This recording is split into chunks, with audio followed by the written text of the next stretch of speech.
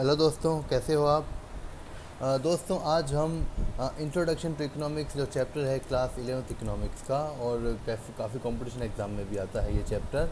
तो इसका आज हम पार्ट 5 करने वाले हैं, 5वां भाग करने वाले हैं। इसमें हम ये से पढ़ेंगे कि अपॉर्चुनिटी कॉस्ट यानी अवसर लागत क्या होती है। साथ साथ हम करेंगे कि MRT marginal rate of transformation यानी सीमांत रूपांतरण की दर, जिसको MOC मार्जिनल अपॉर्चुनिटी कॉस्ट सीमांत अवसर लागत भी कहते हैं। ख़ास तौर से ये जो चैप्टर है क्लास 11th इकोनॉमिक्स में आता है, लेकिन इसके साथ साथ बहुत सारे कंपटीशन एग्ज़ाम में भी इसको पूछा जाता है। तो आइए दोस्तों, इसको समझने का प्रयास करते हैं। देखो दोस्तों, सबसे पहले हम पढ़ते हैं what is the meaning of opportunity cost. Opportunity cost या अवसर लागत क्या होती है, इसको पहले पढ़ लेते हैं। ठीक है, अवसर लागत या अपॉर्चुनिटी कॉस्ट क्या होती है। देखो, जो अपॉर्चुनिटी कॉस्ट है उसको हम दो तरीक़ों से, 2 वेज के साथ, 2 तरीक़ों से बता सकते हैं। जो पहला तरीका ये है, उसमें आता है opportunity cost for an activity, यानी एक एक्टिविटी के लिए या एक कार्य के लिए अपॉर्चुनिटी कॉस्ट या अवसर लागत क्या होती है वो पढ़ते हैं। तो इसकी छोटी डेफिनेशन क्या है? It is the cost of next best alternative use और फॉरगॉन। ठीक है, यानी it is the cost of next best alternative use और फॉरगॉन। इसका एग्जांपल मतलब एग्जांपल देखिए क्या दे रखा है मैंने। इससे पहले एग्जांपल बताता हूँ, फिर दोबारा समझाता हूँ इसको। कि Ram is working in cement factory where he earn 25,000 rupees per month. ठीक है, राम जो है, राम नाम का व्यक्ति है, वो सीमेंट फैक्ट्री में काम करता है और उसको पर मंथ जो है वो 25,000 रुपये सैलरी मिलती है। ठीक है, अगर वो ये जॉब छोड़ देता है और ये जॉब छोड़ के शुगर फैक्ट्री में काम करता है तो उसे 32,000 सैलरी मिलेगी। ठीक है, तो इस केस में जो 32,000 रुपीज़ है जो उसे शुगर फैक्ट्री में मिल सकते हैं और जो उसे वर्तमान में नहीं मिल रहे हैं, वो इसकी अपॉर्चुनिटी कॉस्ट है। यानी अपॉर्चुनिटी कॉस्ट या अवसर लागत का मतलब होता है, अगर कोई व्यक्ति अपने वर्तमान के काम को, अपने करंट जॉब को छोड़ के दूसरी जॉब में जाता है, तो दूसरी जॉब में उसे कितना मिलेगा या कितना मिल सकता है, वो अपॉर्चुनिटी कॉस्ट है। और यहाँ पे ध्यान देने योग्य बात यह है कि दूसरी जॉब में जो है वो करंट जॉब से ज़्यादा भी मिल सकता है और करंट जॉब से कम भी मिल सकता है। लेकिन आपको ज़्यादा या कम नहीं देखना है। अगर ज़्यादा मिलता है दूसरी जॉब में तो भी वो अपॉर्चुनिटी कॉस्ट है, कम मिलता है तो भी वो अपॉर्चुनिटी कॉस्ट है। कुल मिला के आपको तो यही याद रखना है, अपॉर्चुनिटी कॉस्ट का मतलब होता है एक काम को छोड़ के अगर कोई व्यक्ति दूसरे काम में चला जाता है, चला जा सकता है, तो दूसरे काम में उसे कितना मिलेगा। ठीक है, तो जो वर्तमान में उसको नहीं मिल रहा है, ठीक है, यानी दूसरे काम में उसको कितना मिल सकता है, तो वही उसकी अपॉर्चुनिटी कॉस्ट होती है। ठीक है, ओके। आइए दूसरा इसका वे है, ये है opportunity cost for a good और कमोडिटी। एक वस्तु के लिए अपॉर्चुनिटी कॉस्ट क्या होती है? देखिए, it is a sacrifice or decrease in the quantity of one good to increase quantity of second good. यानी एक वस्तु के रूप में अपॉर्चुनिटी कॉस्ट का मतलब होता है, अगर हम एक वस्तु को बढ़ाते हैं, एक गुड को इंक्रीज़ करते हैं, तो एक गुड को इंक्रीज़ करने के लिए हमने दूसरी गुड को कितना कम किया या सेक्रीफाइस किया, वो ही इसकी अपॉर्चुनिटी कॉस्ट होती है। जैसे मैं आपको एग्जांपल देता हूँ यहाँ पे, जैसे यहाँ पे एक्स और वाई दो गुड वस्तुएं हैं।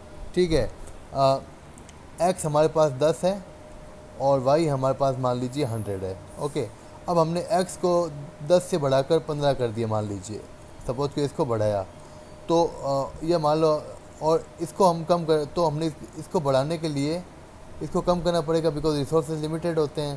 तो मान लो इसको हमने कर दिया 90 कर दिया, तो कितना कम कर दिया हमने? 10 रिड्यूस कर दिया।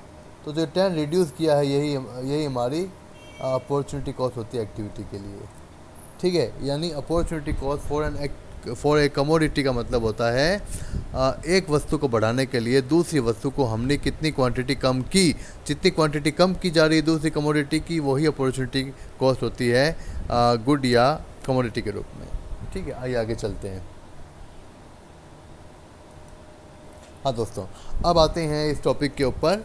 अब हमारा टॉपिक है बहुत ही महत्वपूर्ण दोस्तों, आपको जानने के लिए इसके ज़रिए आप 2-3 टॉपिक को सॉल्व कर लोगे। मार्जिनल रेट ऑफ ट्रांसफॉर्मेशन यानी MRT, या इसका दूसरा नाम होता है मार्जिनल अपॉर्चुनिटी कॉस्ट यानी MOC। दोनों का मतलब डेफिनेशन एक ही है। क्या है? देखिए, it is the rate at which quantity of one good is sacrificed or decreased to increase one additional unit of second good. यानी किसी वस्तु की वन एडिशनल यूनिट को बढ़ाने के लिए, ओनली वन की बात कर रहा हूँ दोस्तों मैं, जहाँ पे मार्जिनल वर्ड आएगा, देखो दोस्तों एक चीज़ ध्यान रखना आपको, जहाँ पे मार्जिनल वर्ड आ जाएगा वहाँ पे आपको +1 एक क्वांटिटी बढ़ानी होती है, एक वस्तु, ठीक है। तो किसी वस्तु की वन एडिशनल यूनिट को बढ़ाने के लिए सेकंड जो है गुड, उसकी कितनी क्वांटिटी कम की जा रही है, वो होती है मार्जिनल अपॉर्चुनिटी कॉस्ट। यानी ये वो रेट होती है, वो दर होती है जिस रेट के ऊपर किसी वस्तु की, मान लीजिए एक्स वस्तु है, एक्स वस्तु की 1 यूनिट को बढ़ाने के लिए वाई वस्तु की कितनी यूनिट्स को हमने कम किया, तो वाई वस्तु की जितनी यूनिट्स को हम कम करते हैं वही होती है हमारी MRT और MOC, ठीक है। इसका एक फॉर्मूला भी आप याद कर सकते हो, वो होता है, देखिए यहाँ पे ये रहा, MRT is equal to loss of one good upon gain of second good. यानी फॉर्मूला लिखें तो क्या बनता है इसका, ऊपर तो हम लिखेंगे लॉस ऑफ वन गुड, या मान लीजिए लॉस ऑफ वाई गुड लिख देते हैं यहाँ पे, divided by gain of x good, ठीक है। हम मान रहे हैं कि वाई वस्तु को हम कम करेंगे, एक्स वस्तु को हम बढ़ाएंगे। अब इसके 3 प्रकार की MRT MOC 3 प्रकार की हो सकती है, increasing MRT, decreasing MRT and constant MRT। आइए वन बाय वन इनको सीखने का प्रयास करते हैं। दोस्तों सबसे पहले आती है इंक्रीजिंग MRT। इंक्रीजिंग MRT क्या होती है, देखिए दोस्तों, to increase one additional unit of good X more and more quantity of good Y will be sacrifice or decrease every time. मतलब एक्स वस्तु की एक यूनिट बढ़ाने के लिए, एक्स वस्तु है उसको आपको बढ़ाना है एक यूनिट को, ठीक है। और वाई की जो है वो मोर एंड मोर जो है वो यूनिट्स कम की जाती है इसमें। जैसे देखिए यहाँ पे एग्जांपल देखिए, एक्स वस्तु की 1 2 3 4, यानी हम एक यूनिट को प्लस कर रहे हैं, बढ़ा रहे हैं, वन एडिशनल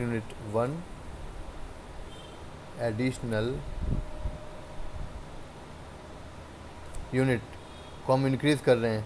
हम क्या करें, इंक्रीज़ कर रहे हैं, 1 2 3 4 से कर रहे हैं ना।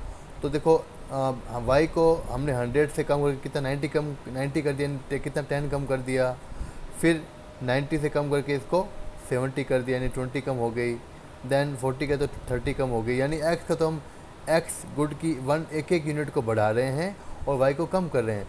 तो एक्स की एक यूनिट को बढ़ाने के लिए वाई वस्तु को हमने कितना कम किया, वाई गुड को हमने कितना कम किया, यही चीज़ जो है वो MRT या MOC कहलाती है, ठीक है। इसका निकालने का भी एक फॉर्मूला भी होता है, अगर आप निकाल के देखना चाहो तो, जैसे मैं मान लीजिए कि निकाल के दिखाना चाहूँगा आपको, MRT इज़ इक्वल टू जो हमने बताया था कि लॉस ऑफ वाई और गेन ऑफ एक्स, है ना। तो लॉस ऑफ वाई लॉस कितना हो, यहाँ पे 10 लॉस हो रहा है, और एक्स गेन कितना हो रहा है 1, तो 10 का 10 आ गया, है ना। सिमिलरली अगली लाइन देखिए, लॉस ऑफ वाई कितना हो रहा है 20, और यहाँ पे गेन कितना हो रहा है x1, तो आंसर 20 आ गया, है ना दोस्तों। आइए आगे चलते हैं। बस आपको तो इतना याद रखना है कि अगर MRT इंक्रीज़ होती है, अगर आपकी जो MRT है, MRT ये इंक्रीज़ होती है, तो जो वाई है वो डिक्रीज़ की जाएगी मोर एंड मोर। मतलब पहले 10 कम किया, फिर 20 कम किया, फिर 30 कम किया, यानी मोर एंड मोर जो है वो हम मोर एंड मोर यूनिट्स को हम वाई की कम करते हैं एक्स को एक बढ़ाने के लिए। अब आता है इसका उल्टा, डिक्रीजिंग MRT। इसका मतलब क्या होगा, to increase one additional unit of X less and less of quantity of good Y will be sacrifice. यानी इस बार क्या होगा इसमें कि एक्स की एक यूनिट को आपको बनाने के लिए वाई को आप रिड्यूस तो करोगे, लेकिन पहले जैसे देखिए 100 से 70 किया तो 30 कम हुआ, फिर 20 कम हुआ, फिर 10 कम हुआ, यानी पहले 30 था, फिर उससे कम 20 कम करना पड़ा, फिर 10 कम करना पड़ा। यानी MRT जो है वो रिड्यूस हो रही है। MRT क्या हो रही है यहाँ पे, रिड्यूस हो रही है, 30 20 10 ये रिड्यूस हो रही है।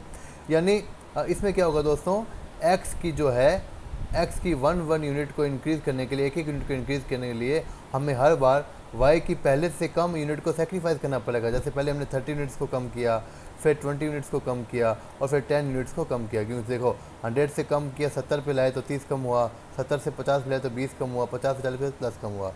लेकिन पहले 30 कम करना पड़ा, फिर 20 कम करना पड़ा, फिर 10 कम करना पड़ा। यानी जो ये रेट है MRT ये कम होती जा रही है। ठीक है दोस्तों, अब आइए आगे देखते हैं। अब आता है कॉन्स्टेंट MRT। कॉन्स्टेंट MRT में क्या होगा दोस्तों? To increase one additional unit of X, equal quantity of good Y will be sacrificed every time. यानी इस बार क्या होगा, एक्स की एक एक यूनिट को बढ़ाने के लिए हर बार जो है वो इक्वल जो है वो सेक्रीफाइस करना पड़ेगा। जैसे पहले भी हमने एक्स, जैसे एक्स को एक बढ़ाया तो 10 सेक्रीफाइस किया वाई का, फिर एक एक्स बढ़ाया तो वाई का फिर से 10 सेक्रीफाइस किया। आगे से आगे भी कर सकते हो। तो हर बार हम इक्वल क्वांटिटी को, यानी एक्स वस्तु की एक एक यूनिट को बढ़ाने के लिए, वन एडिशनल यूनिट को बढ़ाने के लिए हम हर बार every time equal quantity of Y को सेक्रीफाइस करेंगे। तो इसे बोलते हैं कांस्टेंट MRT। दोस्तों मैं आपको एक चीज़ और बताना चाहूँगा इस चीज़ में। Let me clear one thing दोस्तों। यहाँ पे ये देखिए, एक मिनट मैं अपना इरेजर यूज़ कर लेता हूँ पहले आपको कुछ बताने के लिए। यहाँ पे 1 मिनट। हाँ दोस्तों देखिए, जैसे जब भी जो MRT है, ठीक है, वो इंक्रीजिंग होगी तो जो कर्व बनेगा, जो कर्व का जो शेप होगा वो बनेगा कॉनकेव। क्या बनेगा? कॉनकेव। जैसा कि मैं आपको बताऊं, जैसे ये बन रहा है आपका कर्व 0x y, तो जो ये शेप होती है ये कॉनकेव शेप होती है। जैसे PPC है हमारा कॉनकेव शेप होता है ना दोस्तों, तो कॉनकेव शेप बनेगा। दूसरी ओर अगर आप, जैसे मैं ये एग्जांपल लेता हूँ दोस्तों आपके लिए, अगर MRT जो है वो डिक्रीजिंग है तो जो कर्व का जो शेप बनेगा वो बनेगा कॉन्वेक्स। कैसा बनेगा? कॉन्वेक्स बनेगा। और कॉन्वेक्स शेप कैसे होती है?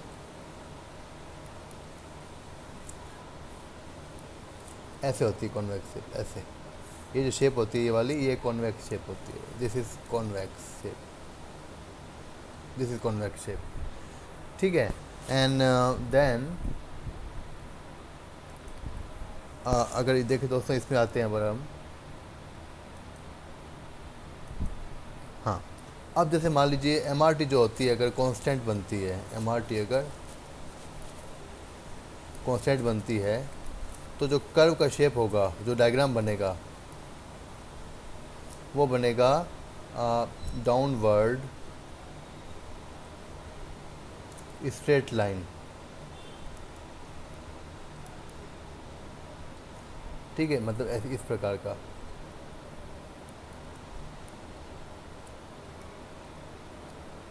कुछ ऐसा बनेगा। और दोस्तों एक चीज़ ध्यान रखने वाली बात ये भी है इसमें कि डाउनवर्ड तो ये सारे ही होते हैं।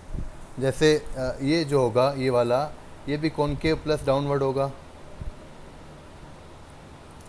और जो सेकंड वाला है ये भी कॉन्वेक्स प्लस डाउनवर्ड होगा। यानी डाउनवर्ड तो होगा ही। डाउनवर्ड क्यों होगा दोस्तों? क्योंकि जब भी कोई कंडीशन आती है ना कि एक वस्तु को इंक्रीज़ करते हैं और दूसरी को डिक्रीज़ करते हैं, इन्वर्स रिलेशनशिप होती है ना, तो इस केस में डाउनवर्ड ही बनता है। तो डाउनवर्ड तो हमेशा ही बनेगा। MRT MOC के जितने भी कर्व बनेंगे वो डाउनवर्ड ही होते हैं। बस कॉनकेव और कॉन्वेक्स स्ट्रेट करने का फ़र्क पड़ता है। ठीक है, आइए आगे चलते हैं। तो दोस्तों ये था वीडियो, और इस पर जो भी डाउट्स है वो ज़रूर पूछिएगा। Thank you so much.